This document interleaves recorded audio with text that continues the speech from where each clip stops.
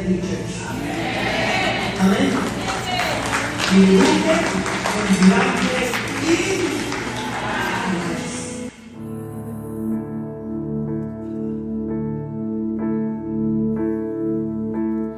And I will ever be rooted in you, God, ever be rooted in you. This is a victorious day. That's why glory to God alone for the second year anniversary of JPG Canluba.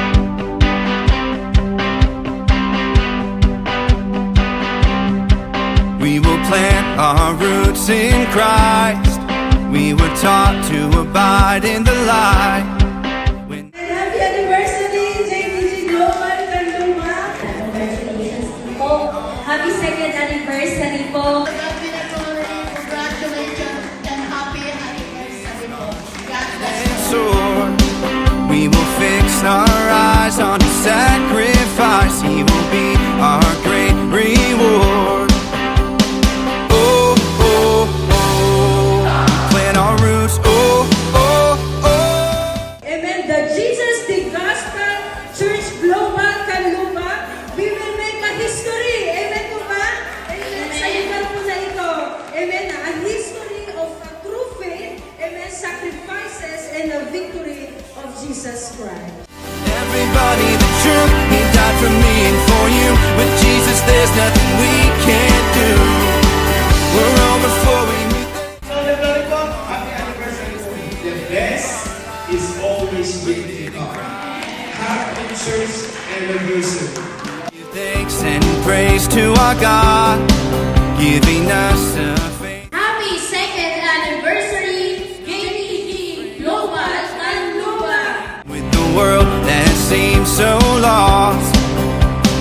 Oh, Welcome to the second anniversary of JPG Global Canluba with the theme Rooted and Grounded in Christ. I am your MC for today's celebration, Sister Jen. Amen. And I'm Sister we Nadine. will trust in Him alone. We will go to the ends of the earth to show everybody that. On behalf of JPG Church Global Aliaga family, happy anniversary po. Sa mga taga-JPG Canluba, happy anniversary po. Happy second anniversary. Congratulations po sa lahat ng leadership dito sa buong Canluba. Dahil second year pa lang, pero tama yung kanilang tema, rooted and grounded. No? Kasi ang kanilang pastor is rooted and grounded. Kaya sa Diyos po mapulit, magpalain kayo ng Panginoon. Amen. We'll live our lives. Oh, oh, oh. You lift these broken branches, graft me into the vine. Oh God of second chances, I know you're leading me into harvest time. Sinabi ng Bible, God put eternity in our soul. Ang Diyos ay naglagay sa akin ng buwan na walang ibang makakapuno kundi ang Diyos.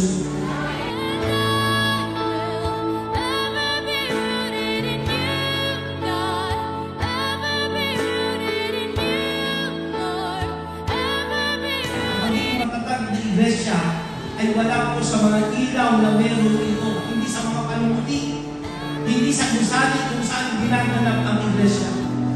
Ang pagiging matatag na church ay dahil sa mga taong naglilingkod sa iglesia niya na walang ibang dahilan na kanilang ginagawa, kundi totoong-totoo si Kristo sa kanilang mga bahay.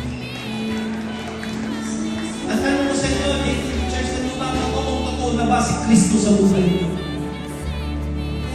Siya ba ang inyong Panginoon? Siya ba ang pinag-uungkatan at dahilan ng inyong ginagawa? Darating ang bagyo ng buhay. Darating ang pagsubok sa aking paglilingkod. Pero mananatili tayo nakatayo dahil si Kristo ang dahilan ng